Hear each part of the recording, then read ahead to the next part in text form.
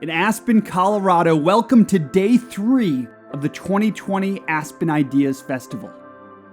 From the Institute campus, the co-founder of the Aspen Ideas Festival, Vice President of Public Programs for the Aspen Institute, Kitty Boone.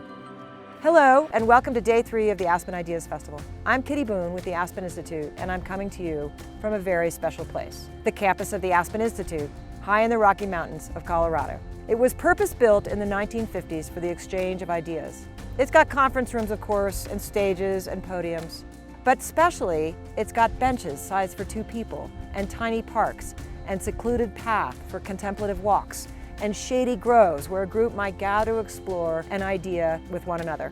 One person can stop to reflect on a conversation they've just heard, or they can stop somebody they've heard on the stage and ask them a lot of questions. This is a place where bold thinkers gather to consider the future, a place where artists and musicians explore new concepts, a place where new voices are lifted up, where old voices are challenged, where we have meetings, convenings, and festivals here.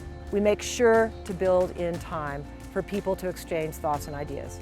And so in 2020, while we cannot gather here in these meadows with you, we want to encourage each of you to find your own space in your own Aspen, to pause and think about what you've heard, to consider old ways of thinking, new ways of thinking, and to share those insights with others today and going forward. And then we want you to act on those ideas. Because where we are, even a place as special as this, is not as important as where we're going. Thank you so much for joining us here on Day 3 of the festival. I'd like to thank all of the people who made this day possible. Our speakers, our presenters, our interviewers who gave so generously of their time and insight, our sponsors who have helped us in a tough time grow through these years and who are now helping us grow our audience virtually. To the festival team, which is just incredible, both here and in Washington, D.C., we couldn't do this without you. There's no question about that. And of course, the bigger thanks to all of you who are joining us online as we celebrate the power of a big idea. Thank you. Day's 3 program includes Bill Gates and Stephanie Mehta, Anna Deavere Smith, Yuval Sharon and Kate Levin, Madeleine Albright and Nick Burns, and additional big ideas. Over the last few days, we've shared some of the big ideas presented in Greenwald Pavilion from our archives. At Aspen, big ideas are best delivered wearing flip-flops. We cannot bomb ideas out of people's heads. And now for today's first big idea. My name is Ariana Tule. I'm an activist, poet, and Aspen Challenge alum from Louisville, Kentucky.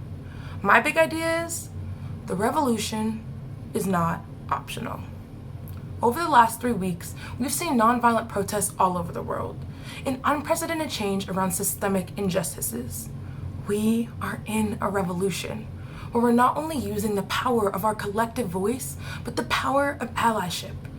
In this revolution, we realize that systemic injustices are not solely on the shoulders of people of color, but on the shoulders of us all. The revolution was not optional for me and my friends when we were protesting the death of Breonna Taylor. We were tear gassed, shot at, and arrested, but nonetheless, we continued. For this revolution, we must continue and use our most valuable tools, our voices, our bodies, our pain, our community, to demand that systemic changes are necessary and long overdue. The change we want to see will not be achieved through complacency, but by realizing that this revolution is impossible without each of us. From me, a 19-year-old young woman in Louisville, Kentucky, to each of you watching at home, the revolution will require all of us. The revolution is not optional. And now, for our first Aspen Ideas conversation of the day, Stephanie Mehta and Bill Gates.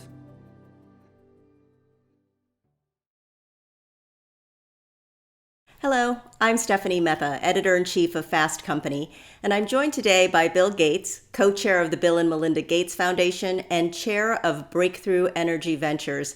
Thank you so much for being with us today, Bill Gates. You bet. Let's start by talking about an overview of where we are today in terms of the pandemic. The U.S. has more than 2.5 million confirmed cases and more than 125,000 confirmed deaths from COVID-19, with cases rising in 24 states. Are these numbers that we're seeing today surprising to you? I mean, back in March, when you were looking at projections for the spread of the virus worldwide, and especially here in the United States, what did you imagine June 30th would look like, both here and abroad? Well, the uncertainties when you get a new pathogen are pretty big. And I was hopeful a few months ago that the U.S. in particular would be far more on top of the disease. That is, we'd be more like the places in Europe that have seen the massive declines. We opened up a little earlier than they did. Our compliance on distancing, masks, are weaker. Our testing regime still doesn't cover a lot of people. So sadly, both in the U.S. and in the global picture, it's worse than I would have expected. Now South America, the number of cases is gigantic. India, big case rise. And although Africa still modest numbers, the growth there makes it look like most countries are going to have a pretty severe episode, and it's awful, particularly the poorer your country is, the worse you're going to be able to deal with the health system overload.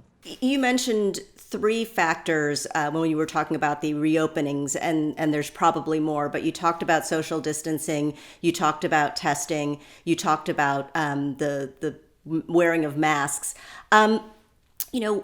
Is there one of those three factors that has contributed more greatly than others when you think about where you had hoped the United States would be in terms of perhaps following a more European-like course toward recovery? Well, masks, I'm a little puzzled by why that's become political or why there's not higher compliance. It's not expensive, it's not hard, and so that's surprising. The difficulties of access to our testing system, I've been pretty loud about that throughout, and yet, people say, oh no, there's no problem, or very few people, but influential people. And, what you're seeing is that there's long lines, it takes too long to get your result, and if you're particularly in low-income communities where the spread has been much higher, and there's a more prevalence of disease in Black Americans. So it's this great injustice coming at the same time that our awareness of a broad set of injustices is more acute. It's really awful, and yet we haven't solved that problem. So the U.S. on a relative basis has done worse than other rich countries, which is ironic because in every other disease, we're advising the world, we're funding the tools, we're going to the various forums, including WHO, and tackling it. This is the first time the U.S. Has not been leading a global response, and even our domestic work has been substandard. I want to come back to the questions of inequalities that have been brought up by this pandemic, not just in terms of healthcare and testing, but a lot of other social inequities have been exposed. Let's come back to that in a minute and stick with the reopening and the pace of change. You talk to scientists and researchers all the time about what's happening with the research and particularly with vaccines and therapies. Can you summarize where you think we are on that journey? How close are we to coming up with vaccines that can be deployed in a widespread way? Well, it comes down to a limited number of constructs that are the ones that are at the early stage. Will they work or not? And it's very difficult to get a response in elder people. We don't have the data on that for any of the vaccines yet. Some of these vaccines will be limited by how long it takes to do that safety and efficacy trial. And so, unfortunately, people are kind of have the best case dates in their mind, which is that by the first half of next year, we might have a vaccine. There's no certainty of that. There's really about 3 constructs that, if they worked in their trial very, very well, would start to be available in that time frame. but there's a chance that those 3 won't work, and then you'll have to wait for the ones that are further behind. We've never had as many vaccine projects going after the same disease. It's quite amazing. So one of those is super likely to work sometime next year. Some of them are more manufacturable than others, scaling up because you're going to need billions of doses. And so we're involved in trying to make sure those factories are ready to go for whichever construct gets approved, not just for the rich countries, but for the world at large. And Dr. Anthony Fauci, whom I know you speak to, addressed the Aspen Ideas Festival yesterday, and he talked a little bit about how, in his mind, a best case scenario would be a 75% effectiveness rate for the vaccine. In other words, with measles, we have a 98% effectiveness rate. But even when it comes to the common flu, a vaccine is not necessarily a guarantee that you won't contract influenza. Can you talk a little bit about, maybe for the people in the audience who don't live in the world of vaccines every day, whether or not a 75% effectiveness rate is hope for optimism? There's 2 different things you want the vaccine to do. One is to protect the individual, and the other is to stop the individual from transmitting to other people. And those are somewhat different. The amount of virus you have in your upper respiratory is your transmission. The amount you have in your lungs and other internal organs is how much you get sick. And so a vaccine might be particularly good at avoiding sickness but not block transmission. And that's what we're kind of getting data on. If you're 75% effective but only in young people, then for sickness, that doesn't help that much because young people are already pretty protected. It's the 2 big impacts are stopping transmission in everyone, particularly people who move around a lot, and stopping sickness in those at risk of death.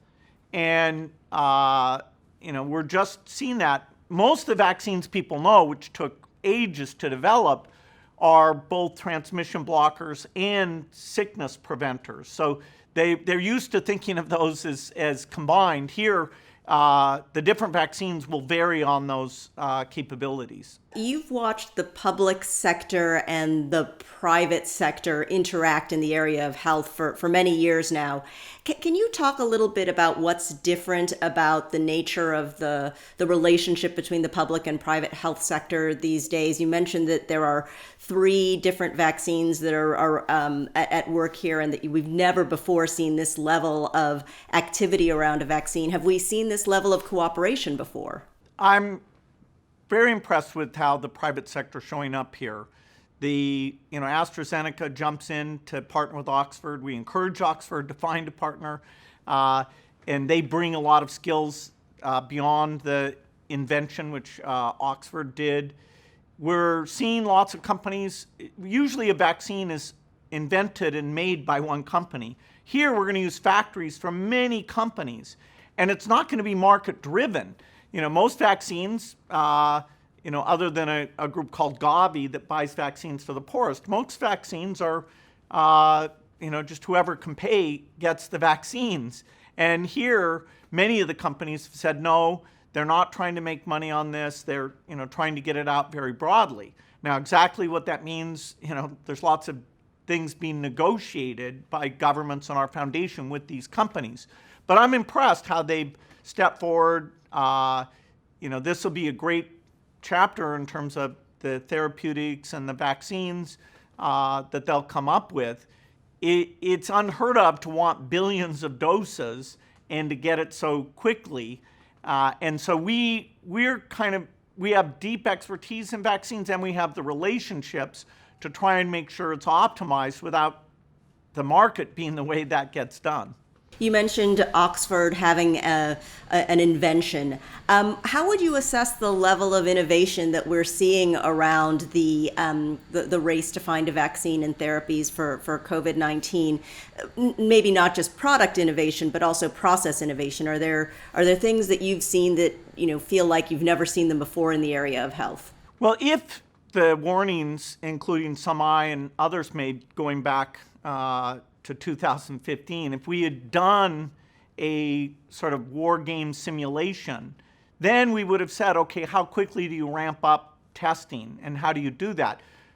There are places like Taiwan, Australia, South Korea, who ramped it up so much faster. The US actually had regulatory blocks that weren't cleared until late March for the commercial labs.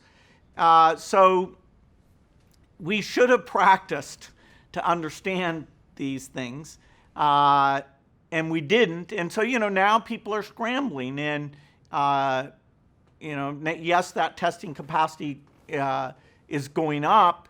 That's not some brilliance. The U.S. just has more PCR machines per capita than any country by a lot. So, why wasn't that used in the key months? We'll do those postmortems later. But, a study we had pre-funded in the UK found dexamethasone's so far the only thing, along with remdesivir, that helps out. There's still a really good pipeline there.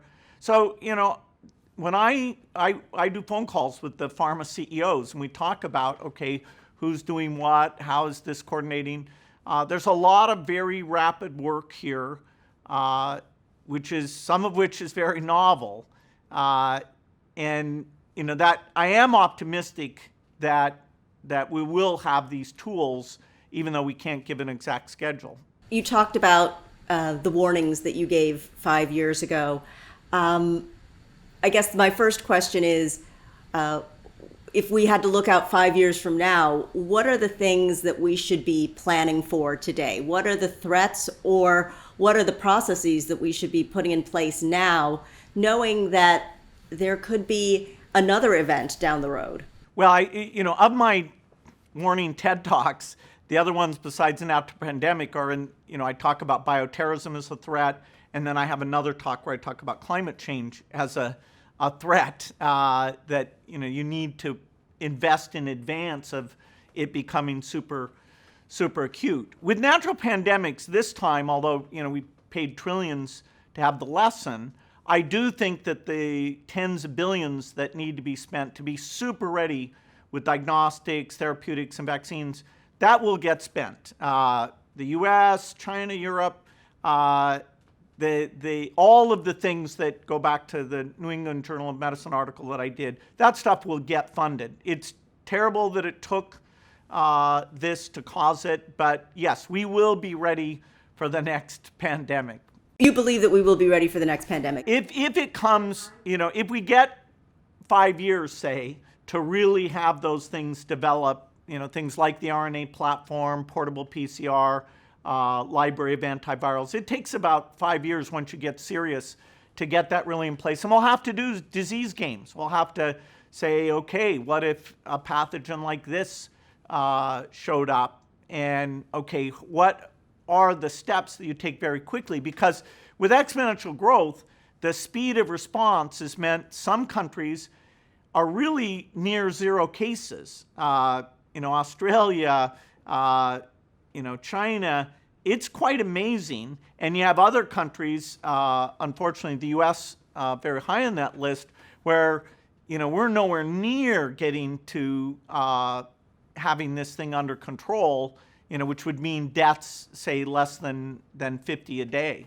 Given all of the time and energy that you've spent on understanding this particular pandemic, COVID-19, what are the mysteries that still remain? What are the things about this particular strain that we still don't know or still don't fully understand? Well, we were confused about asymptomatic spread, which is, there's both pre-symptomatic and never symptomatic. The experts, we were slow to really talk about how important that was, and that meant pushing masks as an intervention. We were slow to do that. Most respiratory diseases make you cough, and so you know that you're coughing. So when you have the flu, you're not that confused about it. If you have TB, you're coughing. Here, just talking, singing, yelling can make the virus, and particularly some people have very high viral loads, who are called super spreaders, can get it way out there. So that's a real surprise to us. Now, finding those super spreaders, who are they? How do you detect them? That's still very unknown. The duration of protection you get if you've been sick, either very sick or mildly sick, you get some protection. We see that, but how long does that last? Which components are key to that? We're still exploring that. And so, blood plasma is partly how we'll get, as a treatment, is how we'll get that understanding. The why it took so long to take off in various countries, including Africa, that's also quite mysterious to us. Sadly, we do know that this is somewhat seasonal, and so the infection rates will go up in the northern hemisphere fall versus what we're seeing today. And that's partly why South America, mostly in the southern hemisphere, why they're seeing such a severe epidemic. Fortunately, Australia and New Zealand got theirs under control, so they have a tiny number of cases. But all of the southern hemisphere has high force of infection, but it'll be our turn in about 3 months. Do you hear any lawmakers or public health officials sounding the alarm on that fall spike as they talk about reopening? Because it does feel to me like people are talking very linearly about reopening, and that there's a feeling that these phases, phase 1, phase 2, phase 3, will march in chronological order. But it does seem like a fall surge is an X factor that needs to be taken into account. The trade-offs involved here are very complex. Sadly, the U.S., during its shutdown, we did not get the case numbers way down. And I still put a lot of the blame for that on the idiotic testing regime with no central coordination that we had. But for whatever reason, our patience for lockdown ended while we still had a lot of cases. In China, they don't pay attention to people's impatience. They just lock down. And so they're optimizing for very little disease. But, with these really extreme lockdowns in the parts of the country where they see cases. And so, we are, we're not going to get down to very small numbers, and the patience to really go back to severe lockdown, even in the states that are the most fastidious, it's not there. The U.S., wants to come out of lockdown. So now, as opposed to policy, we depend more on individuals. And they, to minimize their mobility, use the mask and things of that nature. And sadly, the last few weeks, we've seen that in many locations, that's not working well. Earlier, we talked about the fact that the disease and the virus has disproportionately affected Black and brown communities. Beyond the health issues, we've also seen that this pandemic has exposed a lot of other social inequities. We've seen, the challenges that working parents are facing as they try to deal with children who are now home from school while they're also trying to work. We've seen a real disparity between the conditions for people who can work from home versus those that are essential workers. Do you have a sense, as you talk to business leaders around the country and around the world, that there is a heightened awareness to these sort of social inequities that we're experiencing, and that perhaps there is a role for our economic system and for our business system to try to address them? Yes, I think it's tragic that almost every dimension of inequity has been heightened. We don't totally understand why Black Americans have been so much more at risk. It's clearly a very multifactorial thing, but it's incredibly tragic that that comes as we're getting this more broad awareness that how much racial issues have not been addressed as much as we need to. Now, you always have to balance, okay, what are the finite resources? Are certain policies, going to limit those resources? This is very complex. We'll end up with more debt and less resources once we get through this. And so how you make the trade-offs, do we trust the leadership to have the right values to appreciate this? It's a intense time politically. And but I'm so glad to see, in terms of some of the inequities, particularly racial, more activation, more discussion, and now what are the solutions that accelerate progress there? That's a tougher thing, but critical. You are very well known in the Aspen Ideas Festival community for being a voracious reader, for having a great reading list. I've been the recipient of many books from your reading list.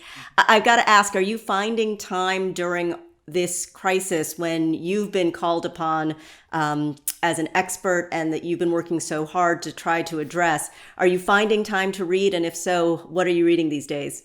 Yeah, actually in March and April, I read less than I had for decades because there was so much disease-related reading that I wasn't doing other things. Now I've found it a more steady state, so I'm fortunately back to reading, and Melinda and I are watching various shows, A Million Little Things. I just read this Churchill biography called The Splendid and the Vile, which is just an incredible story of a leader dealing with a very dire situation, but combining honesty and hope in the right way. So that was pretty inspiring.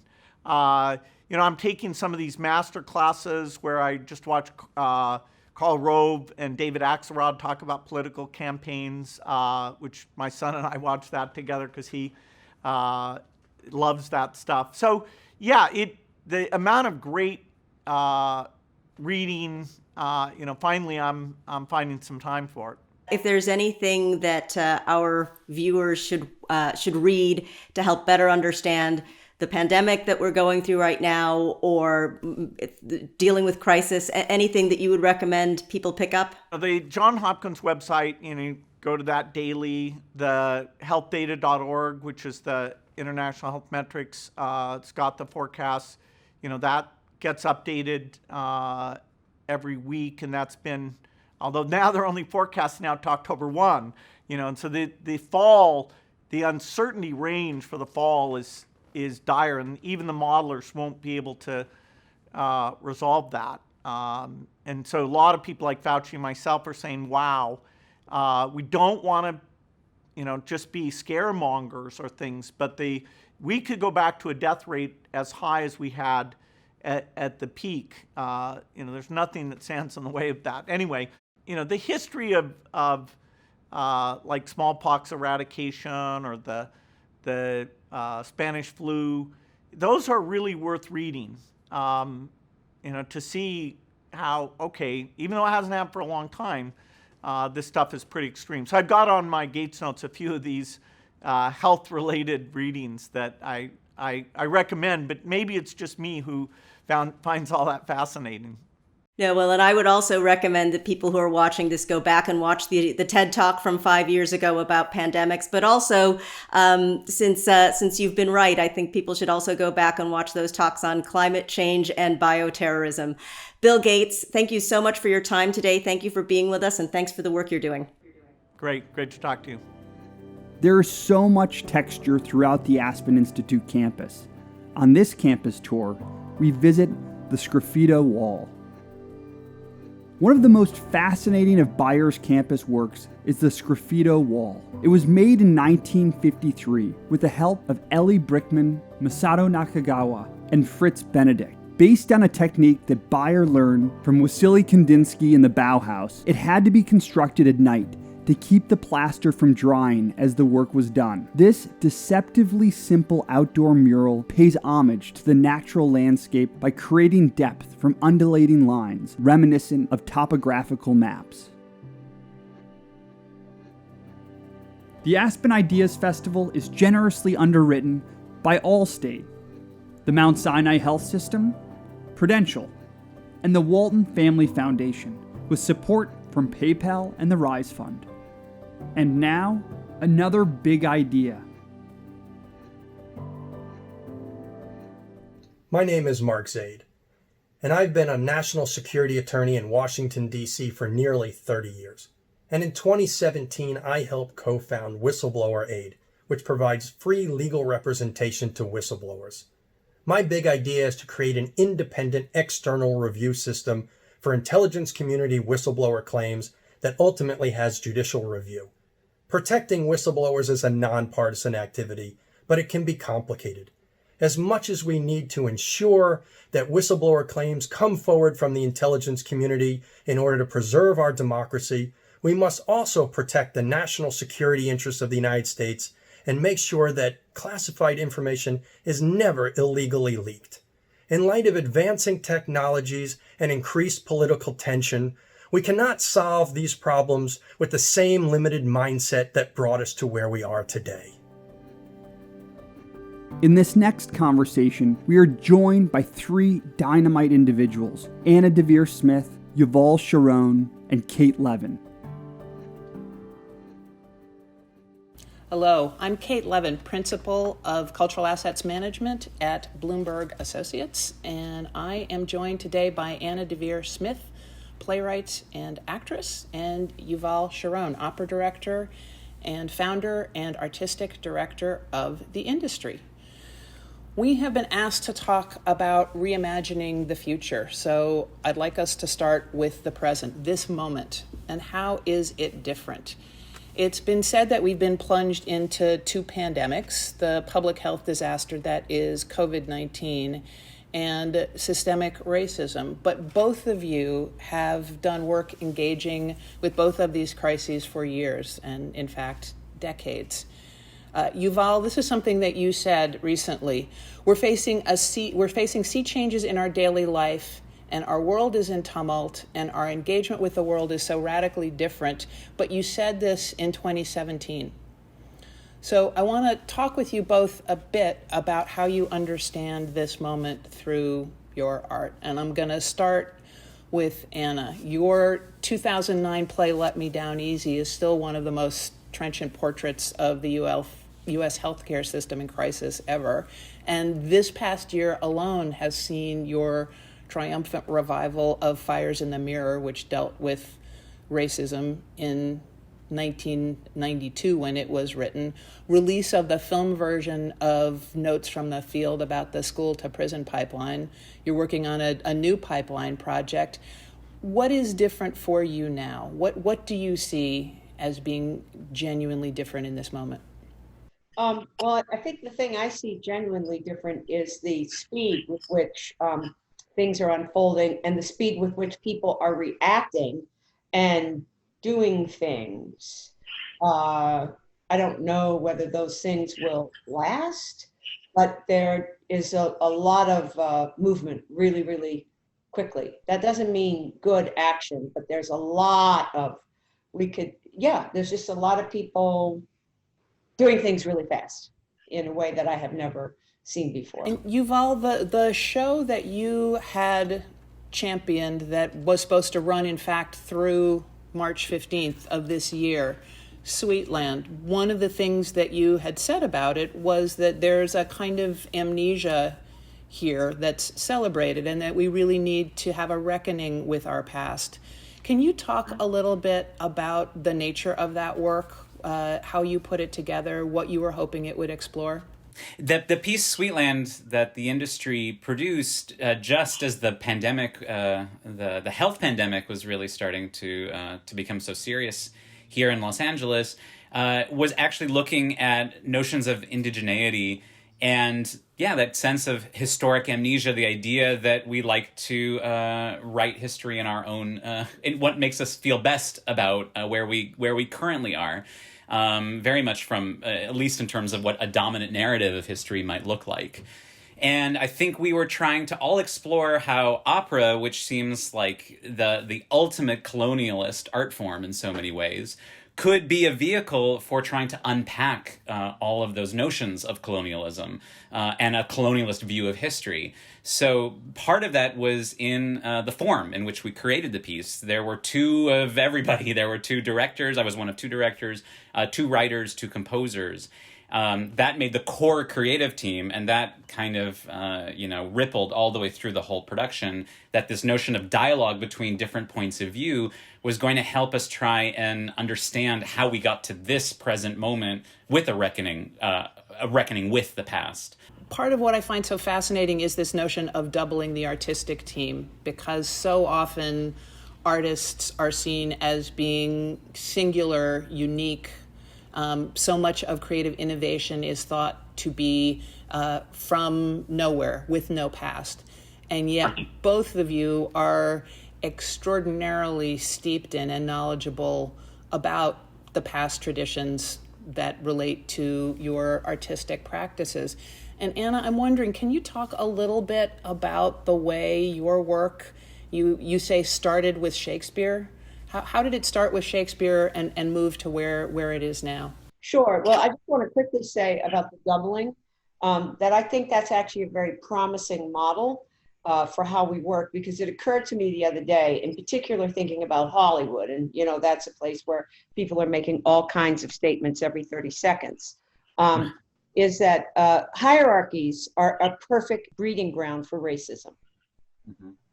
Mm-hmm. And most of us deal in very hierarchical structures, even when it's supposedly for culture and the betterment of human beings. So it may as well be the military, and yet the military at least made an intervention in the late 40s and 50s against racism. And these other kinds of hierarchical institutions in which I have to work have not made any intervention. So one thing that's very promising about the two is that there's no chief at every level of what Yuval is talking about. So Shakespeare, the first Shakespeare class that I ever had in terms of speaking Shakespeare, of course I studied it in college, but in terms of speaking it, on the first day, the teacher said, I want you to go home and, take 14 lines of Shakespeare and say it over and over again until something happens. And she prefaced that by saying that what we think of as a rhythm of Shakespeare is I am, and it would, so a line goes like this, da-da-da-da-da-da-da-da-da. She proposed that if that second I am was disrupted and turned upside down, da-da-da-da, that's called a trochee, da-da-da-da-da-da-da-da-da, that it meant that somebody was going through something. And she gave the example of King Lear saying at one point, never, never, never, never, never, which all trochees, and everything in King Lear's world was upside down. So I was very fascinated by that. First of all, I went home and did a speech of Queen Margaret and said it over and over again. And I sort of had a transcendental experience. Really, I really did, which blew my mind. I actually had Queen Margaret come into my apartment and I really saw her. So I've never had an experience quite like that again. And I was in pursuit of that experience. I wasn't on drugs, I'm terrified of drugs, but I was in pursuit of that. And trying to understand Shakespeare better, I realized that after 2 years, I would not be a Shakespeare scholar like our esteemed moderator, Miss Levin, is. And then I started to think that maybe I could find these sort of upside down rhythmic formations in talking to quote unquote real people. So I started a process on the road to search for American character with the intention of listening to people in America, particularly when things weren't going well, and listening to how their rhythms shifted. And so that's really how my work began, and comes out of a classic environment that may or may not be welcome these days, the work of William Shakespeare. And Yuval, you've talked about how Meyerhold was a little bit of a revelation for you back in your college days.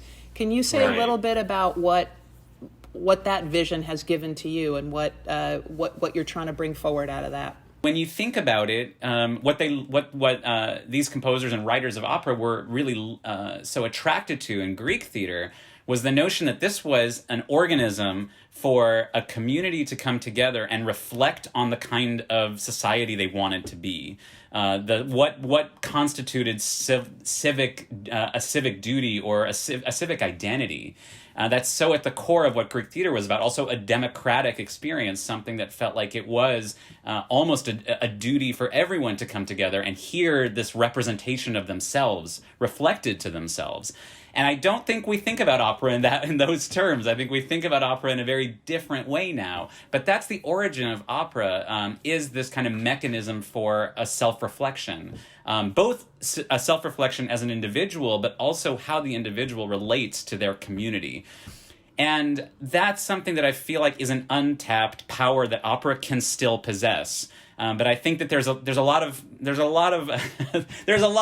room for growth in that direction, I think, for opera. But certainly my work over the last few years, Sweetland, the pieces I've done with the industry, and now increasingly I'm trying to think about how these larger institutions can start to think about how that can be part of the future of opera, and how opera can still be considered an art form that's emerging rather than purely classical, but with a connection to the classical. So the whole classical issue that you raise is really intriguing, because one of the things that we seem to keep having to rediscover that started with Greek drama is this notion of the chorus, and the chorus as reflecting the people. And in some ways, I would say to you, Anna, that's a lot of what your practice does, is it gives voice to the chorus, and it animates the very differing perspectives that exist in the chorus that in this country we like to think of as American democracy. What do you say to the notion that you are, in fact, a historian? Because part of what's so remarkable about your work is that you tell all sides of the story. Well, I mean, I have a lot of respect for historians, and so I would probably not call myself one. The type of research that historians do, I work with historians. I rely on people like historians and other kinds of intellectuals as I try to sort through what I'm doing. But yeah, I mean, I think that's right, Kate, that I am talking to the chorus, and it's in particular because very often the people who are not the chorus, the people who are the stars of history, or the mayors and the people who talk what Maxine Greene, a great philosopher of education, and my good friend, the late Studs Terkel, talked about the official language, right? I'm very interested in the unofficial language, right? So a lot of people right now, in the wake of the murder of George Floyd, and Mr. Burke are talking the official language, in a very well-meaning way, but they tend to be intellectuals or people who are in some way political. And so I'm always interested in talking to the people who are not presenting what happened, but and who have had to quickly come to a conclusion and an answer and a proposal in order to be on television and to sell books. And really, people want to know the answer. They want to know the answer because they need an answer. I understand that. I go after the television cameras have left, and I'm interested in the people who are still walking around without their verbal clothes on, right? I think of the language of politicians and intellectuals as a kind of a haute couture of language, very considered, long sentences. And I'm interested in the people who can't get through a sentence. And because, why? Why not? Because I want to see where it doesn't go da da da da da da da da. I want it to go da da da, right? So I'm interested in complete sentences. And that gives me the space in which I can perform, because there's breath there, there's feeling there. It's the place where people have no words and are making very imaginative. You talk about reimagining. They're making incredibly imaginative structures of language in order to restore their dignity and to make sense out of the nonsense and the chaos in their midst. That's so beautiful. Yeah. Can I also just interject there that it's one of the things that I've always been so drawn to in your work, Anna, is the musicality, that emerges from the rhythm of language as it relates to the person trying to grapple with an idea.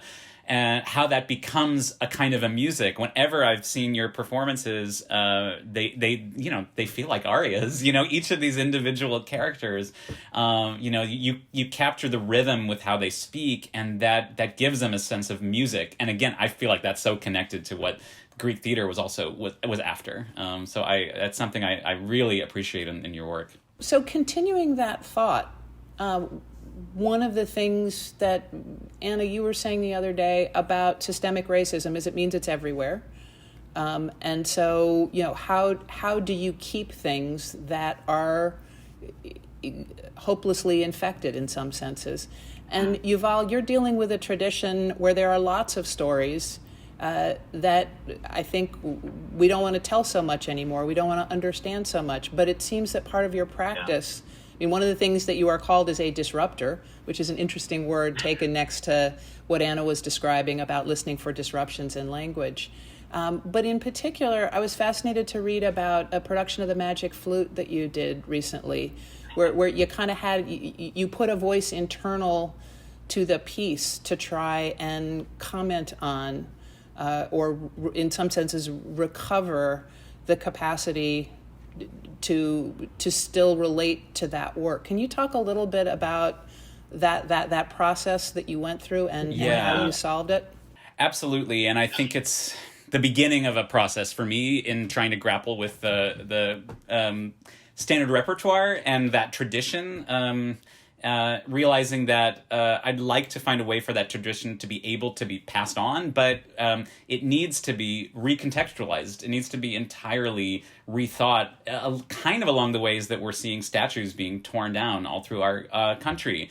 You know, this notion that these old representations of systems that have been put in place to keep people down are serving only to reinforce a certain narrative of what this country has been. And for us to truly bring equality into our society, we're going to need to tear down all of those old models.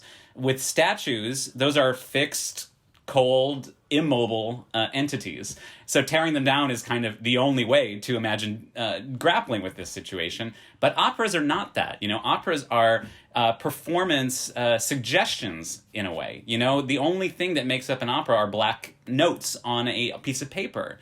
So it means that even though the original intention behind some of these pieces no longer serve a progressive view of humanity, we can nevertheless perform those same notes and give them a totally different visual and performative reality on stage, which is why, in many ways, why I went into directing. You know, the music is eternal and will never be changed, but the way that it's presented and the way then that it's experienced is completely about the here and now and not about eternity. You know, so it's really important that we don't just do these knee-jerk responses to these classic works and say, well, this is how it's always been done. We're not going to question it.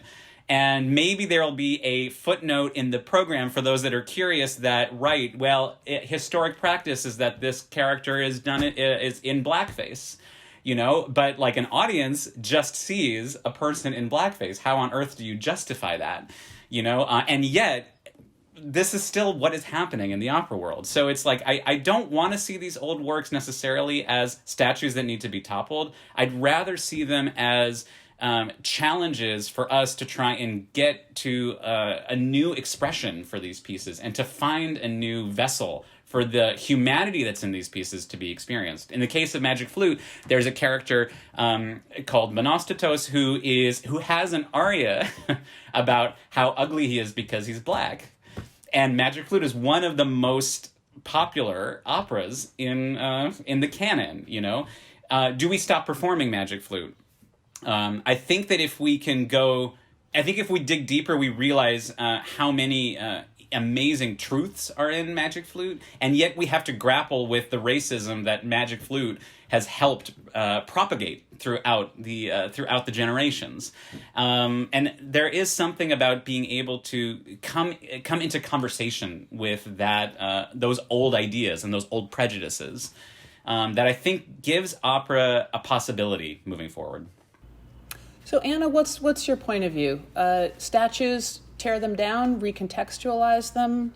How do we deal with their place in our history? You know, I would want to understand more the psychology from the point of view of those tearing them down. I mean, I understand why, but I'd actually want to talk to people, okay, about it.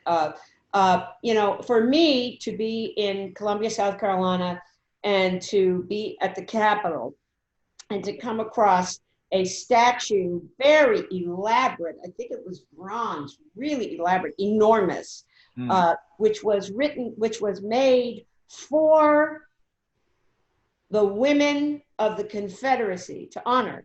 the women in the Confederacy and the men who reared them.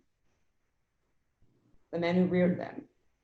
For me to come across that was a stunning moment that I'm glad I had, because I had no idea of that perspective, right? And if I were to write history, I would have to understand those men. I'd need to, it would be interesting if I, from my point of view, wrote a play about the men who thought that was a good idea, right? So just given the context that it was my play in the first place, will make it clear that it wasn't a good idea. So I think that, I think that context is important. At the same time, I actually think, Ken Burns last night, I happened to hear him talk about how he feels that any statues made to honor the Confederacy should be torn down, no question. I think he has a harder problem with others. In other words, look, I'm saying in a long way, it's probably something I should write a play about. When I talked to you the other day, Kate, I also said that I felt tearing down the monuments was a little bit like bringing down Harvey Weinstein, right? That it was a necessary thing to do to open up, metaphorically, all those roaches that are hiding until you turn on the lights in all of our institutions where people are abused sexually, women predominantly, but also men. Well, I think you're so right. I love that. I love that sentiment. I also I think there's something different about, for me, context is what I look for in museums. It's like thinking that these statues in a museum where the engagement with this is somehow is curated, by the museum, offers an opportunity for immediate context. When these statues are in public spaces and they're suddenly a part of our everyday visual, what that does to subliminally enforce in people a sense of an internalized, view of the view of history becomes internalized just because it's part of our everyday visual fabric. And part of the work that I've been doing with the industry has been about exploring performance in public spaces for this very notion. Sweetland was taking place at the LA State Historic Park, which is also the site of a very important Tongva village before it was a Spanish settlement and before the railroads. I mean, it's a site of a lot of different layers of history, and it felt like performance and music and all of an operatic performance could be the right vessel to help audiences meditate on those layers of history, because it's also a public space. And as soon as the opera is done, the opera is over, but the public space remains, and those layers of history remain. So I just want to name check our sponsor, Classical Greece, which came up with iconoclasm for us, to think about how you take these givens and change them, break them, alter them, conserve them, recuperate them, or not. And it does seem to me that what both of you do in extraordinary ways and all different kinds of dimensions is exactly to remap this public sphere that you were talking about, Yuval. Is a written document the public sphere of the mind, as opposed to a work of public art, which, as you say, is in the public realm and is unavoidable in a physical sense. Those seem to be the most promising ways that artists can look forward and help lead us into the future, because those are your terrains. You are the public realm. And with that, I want to thank you both so much for all you've done and for the extraordinary visions that you are going to lead us towards in the future. Thank you. Thank you. Thank you, Kate, so much. Thank you so much, Kate. Up next, another big idea. Hi, I'm Ken Davis, President and CEO of the Mount Sinai Health System. My big idea is on patent law for new drugs. Patent law has never been revised to address the nuances of the pharmaceutical industry, and pharmaceutical companies are exploiting that. You know all the ads you see on television? Many of those are for what we call Me Too drugs. The pharmaceutical industry made slight modifications to an older drug, and they're able to get a new patent. We need to change this. We need patent laws in this country that truly acknowledge invention. Drug makers should have to show that what they created is truly novel and inventive, and they should be rewarded for that. As a result, I think the American people will be rewarded by a host of new drugs, ideally for the chronic conditions like dementia or obesity.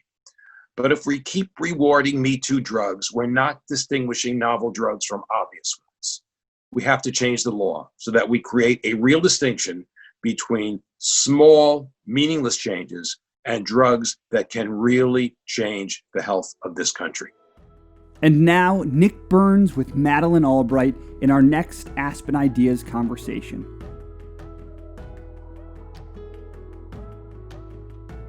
Madam Secretary, Madeleine, welcome. It's great to see you. It's great to be with you, Nick. Really happy to do this. And Madeleine, as you know, we're here to talk about this magnificent new book that you've written, Hell and Other Destinations, your 7th book. We're going to talk about the book and talk a lot about current politics. But first, as always, since I know you well, I have to ask about your pin. What's the significance of the pin? Well, it does relate to the book because in the book, I write about the fact that I spent World War II in London with my parents. My father was a Czechoslovak diplomat, and we were in London all through the Blitz. And he worked with the government in exile, and his job was to broadcast over BBC. And so I actually thought he was in the radio, but I listened to BBC, and every BBC broadcast was preceded by a drum roll, which really was the first notes of Beethoven's Fifth, da-da-da-dum, which in Morse code is victory. And so I thought that I would wear a V for victory pin, and it seems to be applicable to a lot of other things at the moment, but that is the purpose of it, victory. I always pay attention to your pins. You know, it's always been remarkable to me that you have lived such important events in history, not just the end of communism. A lot of people associate you with that, and they should, because you've been a longtime champion of democracy. But to have one of your earliest memories be of the Blitz, be of that incredible moment in the Second World War. Eric Larson's new book, The Splendid and the Vile, I've just finished it, is just a magnificent evocation of what it must have been like for you as a little kid, for your parents living in exile, and then being bombed by the Germans. Well, I have to tell you, I really was little, but I do remember things. And one of the things I remember, we lived in London, in Notting Hill Gate, before it was fancy. And every night we would go down to the cellar. And I remember the cellar. And when I was writing my book, Prague Winter, I went back to the apartment house and I asked the super there what had happened to the cellar. And he said, it's still there. And I went down. And all of a sudden I had this flash. It was the same ugly green paint that I remember as a child. But I also then remember how we moved out to Walton-on-Thames after the Blitz. My father was an air raid warden. And we had, at that stage, there was this, the Brits had invented this metal table. It was called a Morrison table. And they said that if you were hit, if your house was hit and you were under the table, you would be saved. And so we slept under the table, we ate on the table, I played under the table, and I really do remember those years. And they had a very great effect. And frankly, one of the other things I think about now are my parents, who had no control over the bombs. They only had control over their own behavior. And I think that's a lesson for what is going on today. We have no control over how the virus started, but we do have control over our behavior. So I learned lessons from that time and from how my parents behaved.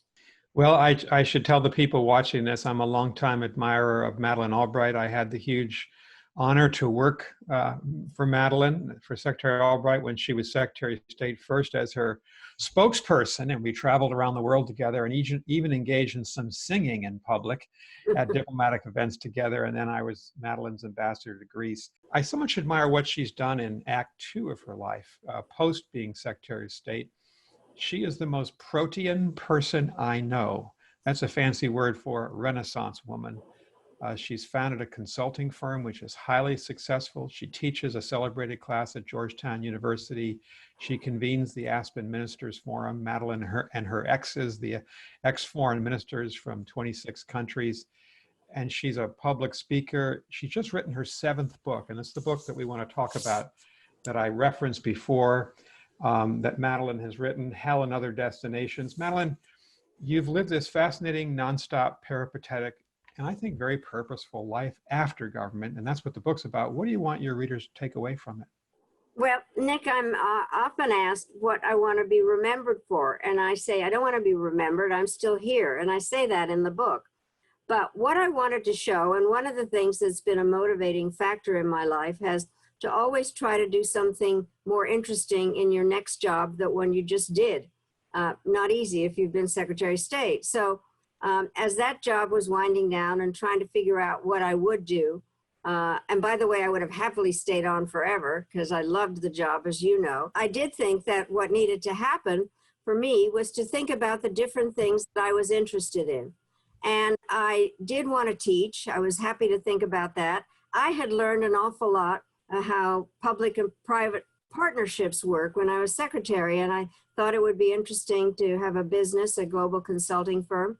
I'm chairman of the board of the National Democratic Institute because I'm totally, for obvious reasons, devoted to democracy.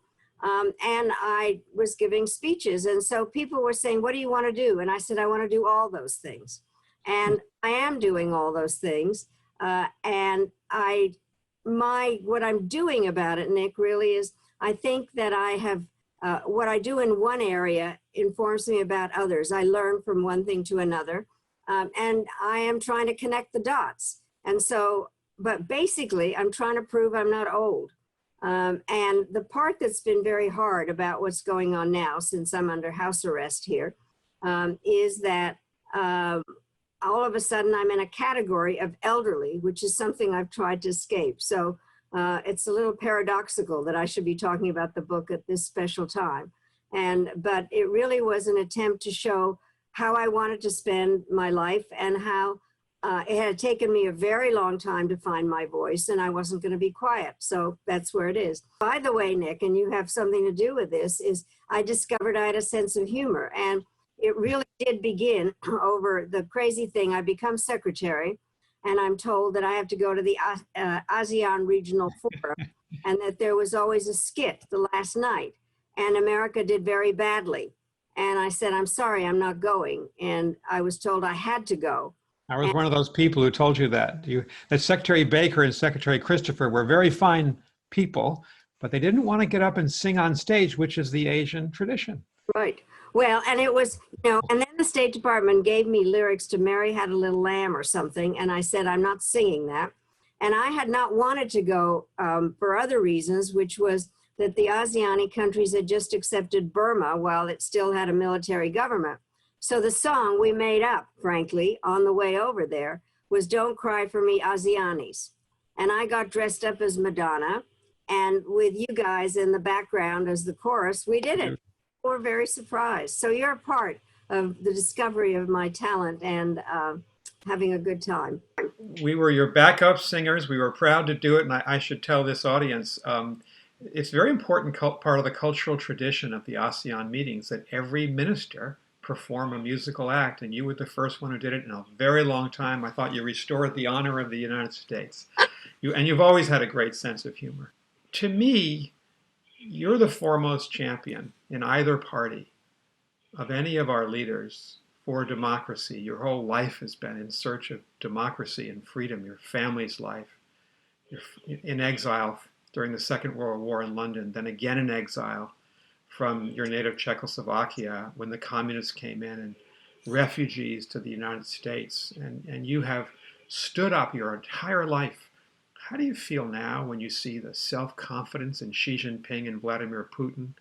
That the authoritarian way is the way forward. We see Viktor Orban in Hungary, the Polish government, President Erdogan, moving towards authoritarianism. Are you worried about democracy? I am worried about democracy because as you pointed out, has been the basic kind of aspect of my life, whether I learned when it was taken away by fascists and then communists, or coming to America. And I have recently was asked to describe myself in 6 words. I said, worried optimist, problem solver, and grateful American. And I am that, but in watching the kind of things that have been going on, and this is what I wrote about in my previous book, Fascism, A Warning, was that I was seeing that the global trend of globalization really had a downside to it, and that it was faceless, and that people were feeling that they had no identity. And it's good, we all want to know who we are. But when my identity hates your identity, it turns into nationalism and then hyper-nationalism, and that's very dangerous. And the technological revolution has been remarkable in connecting us, but it has also disaggregated voices, and we're unclear about where news is coming from and what the truth really is, and there are huge divisions in society. And what has happened is I wanted to know how authoritarianism really becomes seeded, and it comes when there is a leader who wants to identify himself with one group at the expense of another, the scapegoats that are responsible for the problems. So I began to look at what was happening in Europe with Orban, for instance, who, by the way, in the 80s had been one of our favorite dissidents. He was.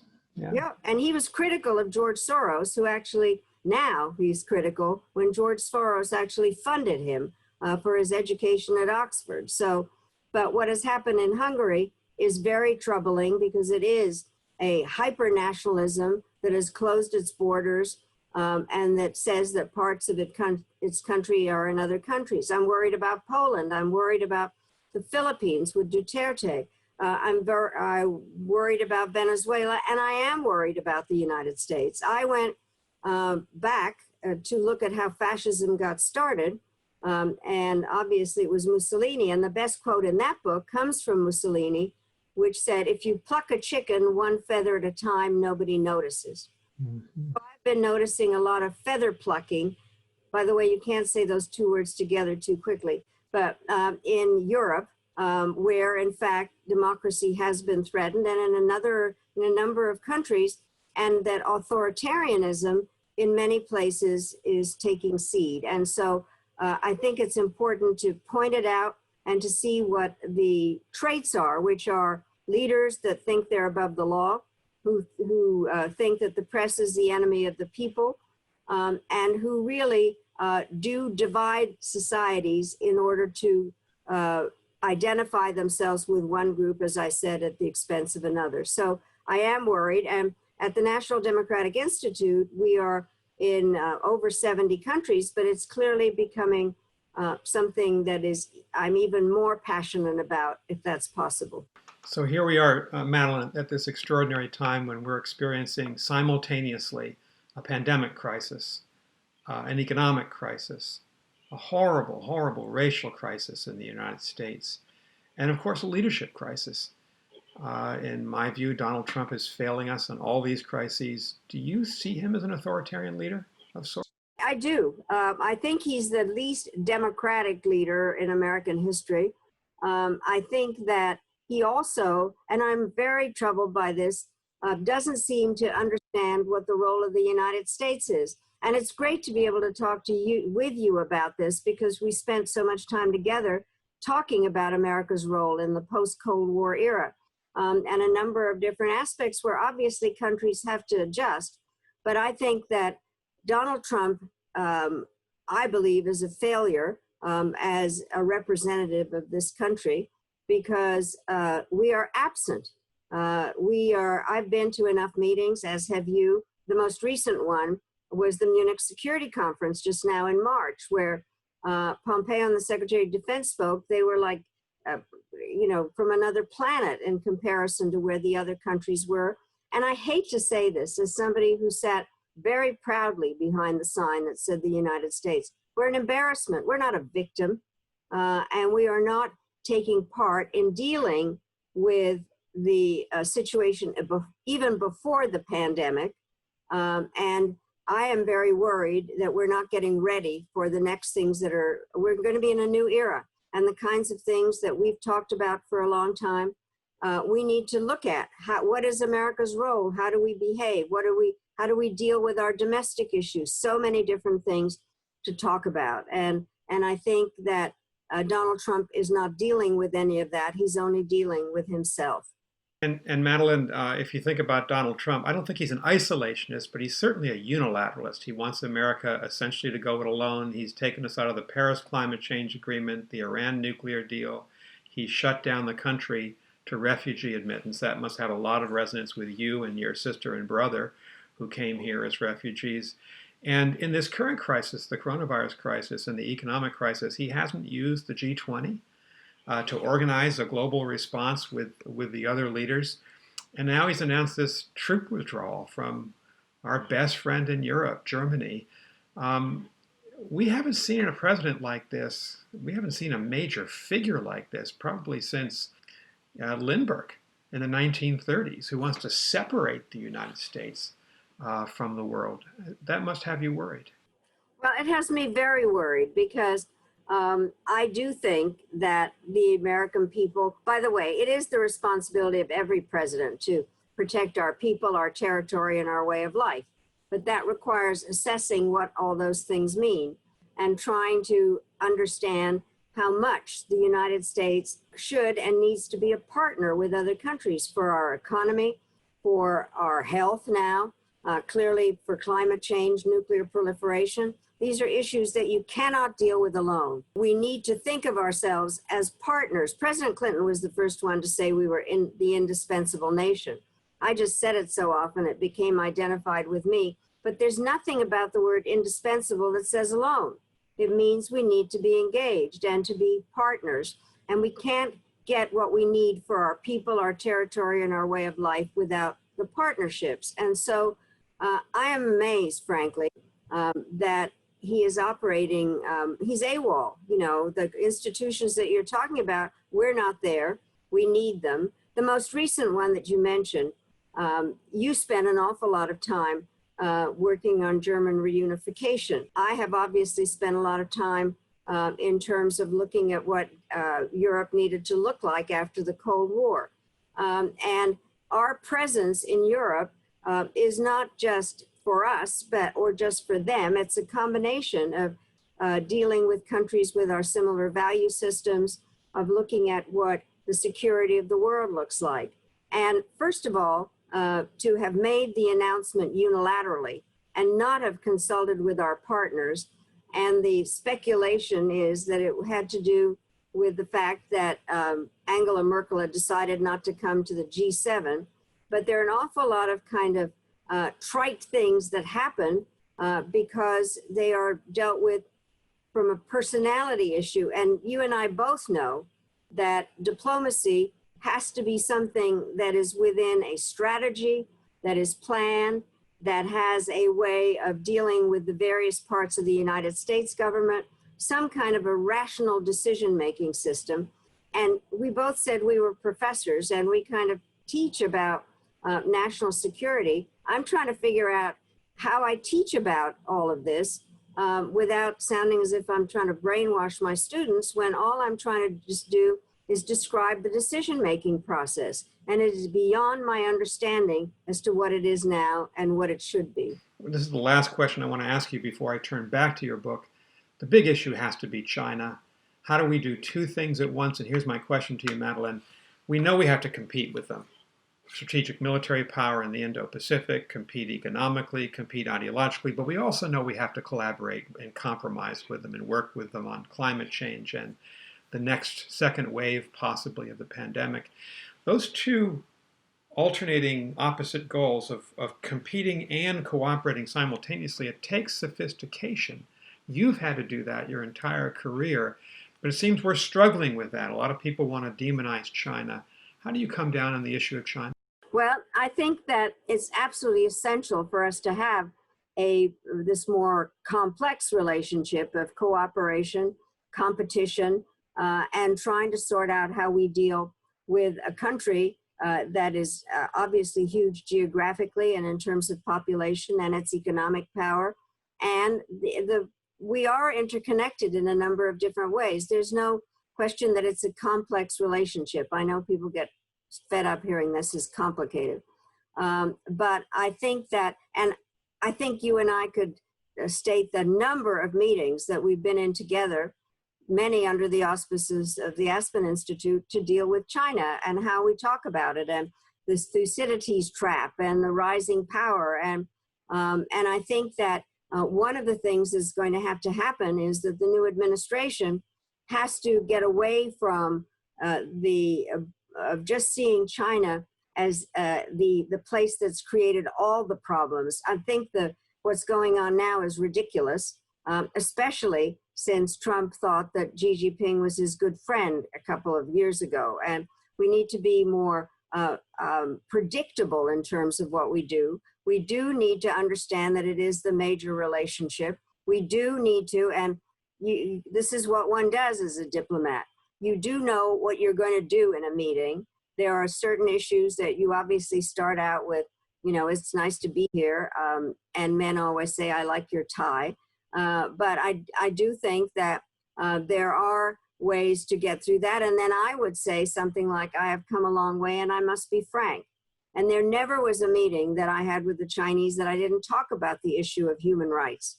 And I think that we need to talk about that.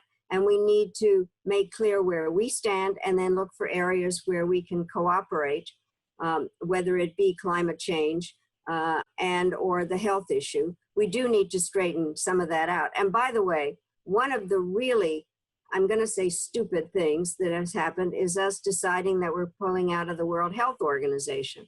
Having been at the United Nations, I know if we're not at the table, we don't have the leverage. We can't do anything. And so we need to look at the institutional structures we're involved in and understand that we need partners to deal with China, the Europeans being among them. And then I've been saying the following thing. The Europeans were a little irritated that President Obama rebalanced to China. And I've said, America is not monogamous. We're an Atlantic and a Pacific power.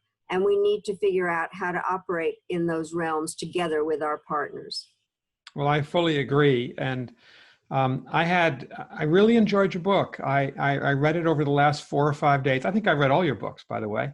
But this one was different than any of the others because you talked about how to live a purposeful life as an Act 2 or Act 3 in your life.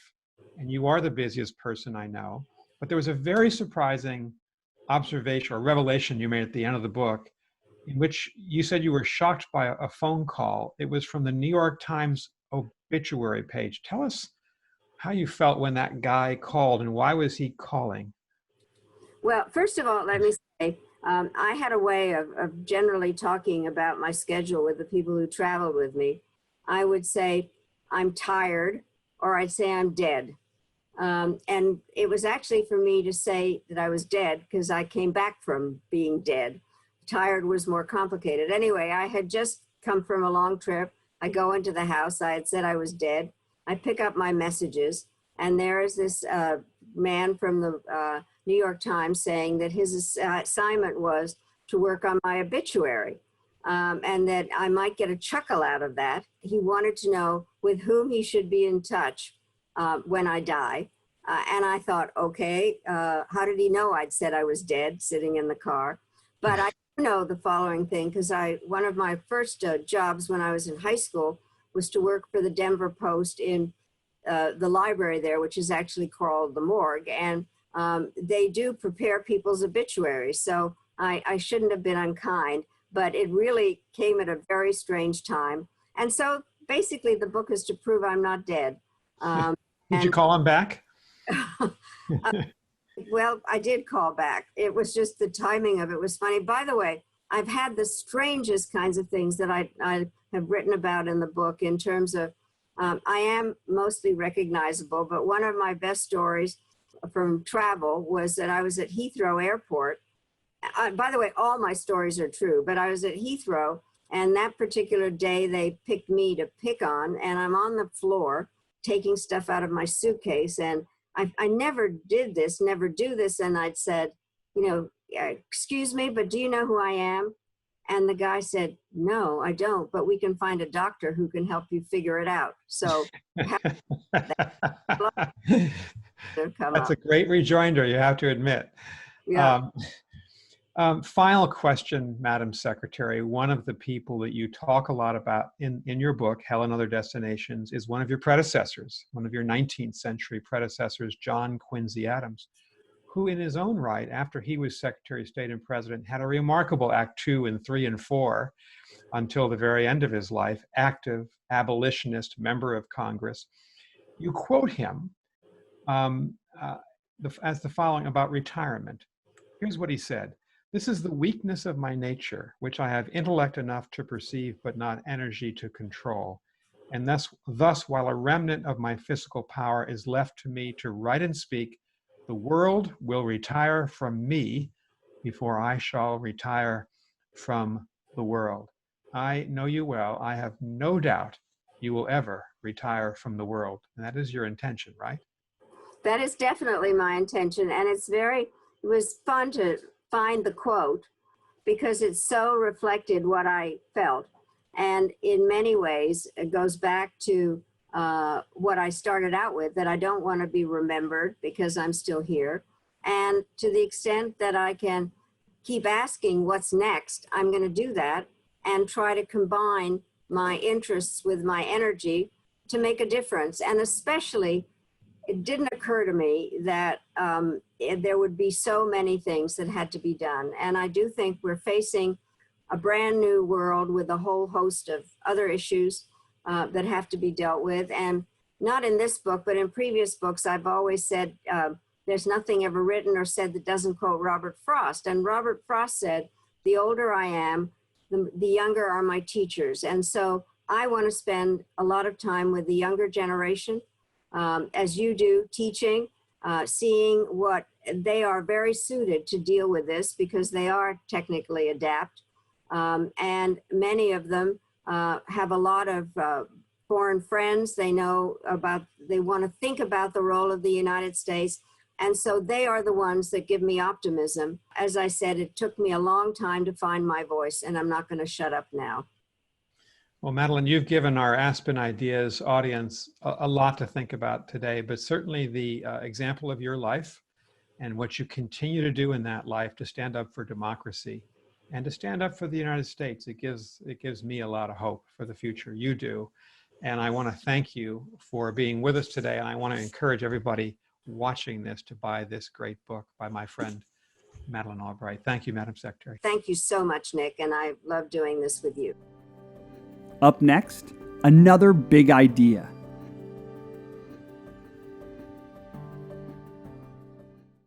Hi, I'm Dr. Helen Egger. I'm chair of the Department of Child Psychiatry at NYU Langone and co-founder of Little Otter, a digital child mental health company. My big idea is to reimagine children's mental health so that children and families get the help that they need when and where they need it. We have a child mental health crisis. 20% of children ages 3 to 17 have an impairing mental health disorder, but most, 8 out of 10, get no mental health care. I envision a world where we pair exceptional child mental health providers with digital technology, data science, and human-centered design to deliver personalized mental health care to children and families in their homes, in their schools, and in their communities. The time is now. Kids can't wait. That concludes just day 3. We still have 2 more impressive days of phenomenal conversations and big ideas. Join us again tomorrow at 7 p.m. Eastern Standard Time for conversations between Walter Isaacson and Susan Goldberg, John McWhorter and Eric Larson, Hank Paulson and Jillian Tett, and Mayor Keisha Lance Bottoms and Angela Rye. All of that and more tomorrow at 7 p.m. Eastern Standard Time. The Aspen Ideas Festival is generously underwritten by Allstate, the Mount Sinai Health System, Prudential, and the WALTON Family Foundation, with support from PayPal and the Rise Fund.